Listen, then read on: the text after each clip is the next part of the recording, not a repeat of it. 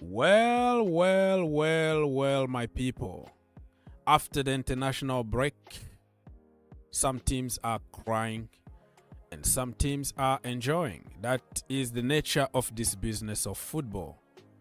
Ladies and gentlemen, the Premier League, Matchweek 13, and this is my Saturday review.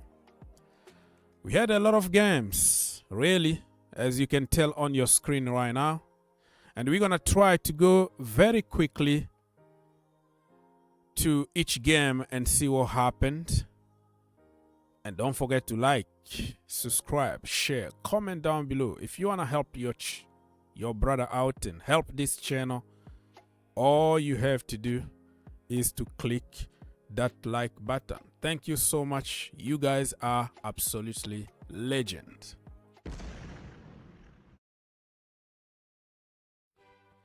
Anyways, my people, so let's go. Where can I even start? Where can I start? Let's start by the early game today. Was between Manchester City and Liverpool. 1-1 at the end. Erling Haaland broke another record, the fastest player to score 50 goals in the Premier League. Congratulations to him. And Trent Alexander-Arnold scored a wonderful goal. And nice to see. Mo Salah was the man of the match. And this result kind of encouraged Arsenal to push, because you win, you got top of the table. 2 points in front is still something, though. It's still something, even though we've seen Arsenal with more points in front of everybody and they borrowed it last minute. But they are going to take it, you know, no matter what. Even if you have 1 point difference, it's still something. So Manchester City borrowed it, and also Liverpool kind of borrowed it because they didn't win, right? So they share a point, 1 point each, and it is what it is.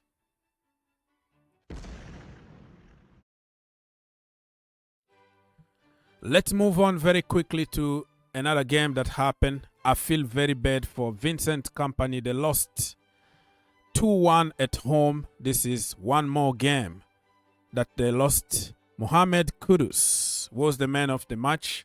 I feel sorry for Company because it looks like he's going to get sacked very soon. I would like to give him as much time as possible in the Premier League. With a better budget, I believe that Vincent Company can turn things around. But unfortunately, in this business of football, you don't really have enough time. Moving on very quickly, Luton Town actually got a win today. Congratulations to them. Wow, 2-1 against Crystal Palace. Jacob Brown was the man of the match. And it was nice to see Ross Barkley smiling. I think this is their first win. Correct me if I'm wrong, but they had a couple draws, and this win is going to just do them good, because at the beginning of the season, everybody predicted that they are going down. But don't be surprised if they stay up. You never know. This is football. They might get some key players in January window, and they keep themselves up. And it was nice to see Michael Olise back in the starting 11. Let's move on very quickly. This one, humiliation. Capitulation from Chelsea Football Club at St. James Park, 4-1. I've already made an entire video about it. I don't want to really go back to the details. Anthony Gordon was the man of the match, completely destroyed Chelsea Football Club. Reece James got a red card. Thiago Silva gave the ball away, and Joelinton took advantage and scored a goal. So Chelsea went from bad to worse. This could be the worst performance of the season from Chelsea Football Club.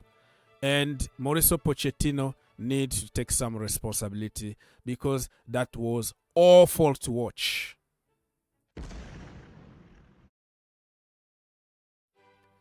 Let's move on very quickly.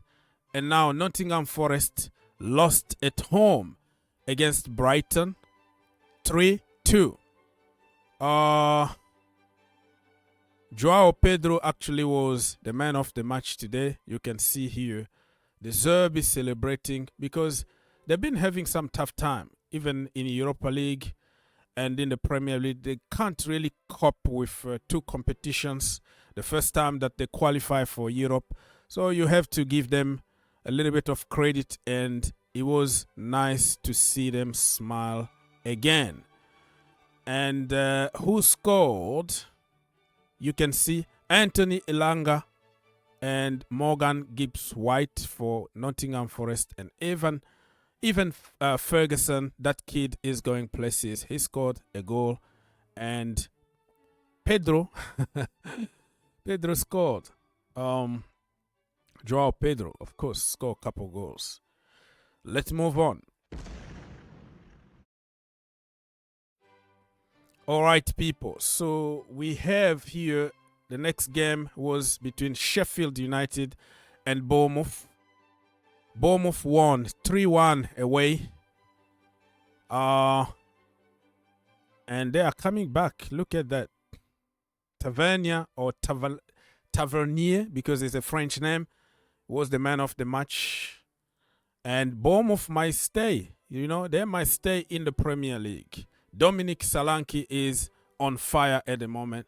Justin Kluivert, remember, the son of Patrick Kluivert, also is getting better and better. The momentum is there. So it's going to be very interesting to see who is going to the Championship and who is staying in the Premier League. Moving on, the last game of the day was between Brentford and Arsenal. London derby. This one is heartbreaking for the Bees. Brentford kept them away for almost 90 minutes. 89th minute, Kai Havertz, Bukayo Saka assist, bam, 1-0, 3 points in the pocket. They're going top of the table. This is what you need sometimes, right? You don't need to always score 10 goals in each game. You just need 3 points. When the game is so complicated like this, all you have to do is win that game. You know, a scrappy goals here and there.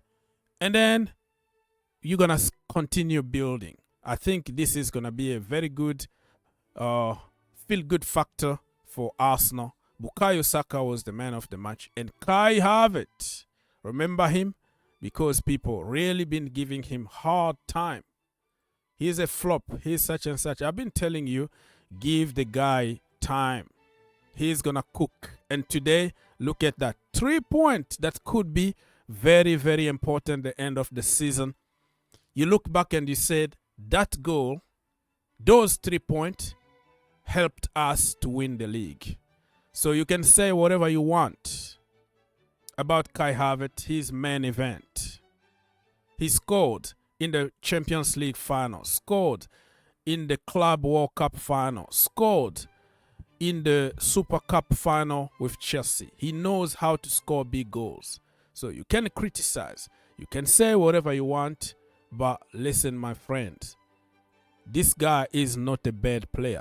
If you can find him the right position for him to cook, I think Kai Havertz is going to be a very, very good player, and he is going to prove many people wrong. And I know in the Chelsea community, they want you to hate Kai Havertz. If you say something good about somebody they don't like, they're going to hate you and start talking nonsense. But this is about football, and it's about telling the truth, okay? Because pretty much everybody wants Kai Havertz and Mason Mount to fail so they can say, I told you so. But listen, if you are honest enough, you have just to tell the truth. And that's what I'm doing right now. So Arsenal are top of the table today, you like it or not. They dominated the game. They just couldn't score in the last minute. Who came to the rescue? It's Kai Bloody Havertz. So let me just remind you the table here, and you can see Arsenal are top with 30 points, 1 point difference with Manchester City, but still something. 1 point on top is better than no point on top at all. Does that make sense to anybody? Very important win for them, but it's going to be a very long season. Chelsea still 10th. They always miss opportunities to go top, or not to go top, to advance a little bit on the table, to go a little bit up the table. Every time they have an opportunity to go there, no, we've been 10th, 11th, 12th, 14th. We can't just do it. Embarrassing, right? It is what it is, people. Your time now, your turn to let me know what you think about this season. Look at the bottom of the table here. Sheffield United only 5 points. Everton 4 points because 10 points were taken away from them. And Burnley are really bottom with minus 22 point difference. Vincent Company, I feel for you, brother, but it is what it is. It's part of the business.